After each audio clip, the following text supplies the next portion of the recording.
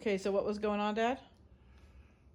Well, in the scene there, well, those are just machine guns, but the Japanese also had cannons in the Okay. wings. And if the cannon has a slower rate of fire, but if it ever hit you with one of the shells, you're gone. Got it.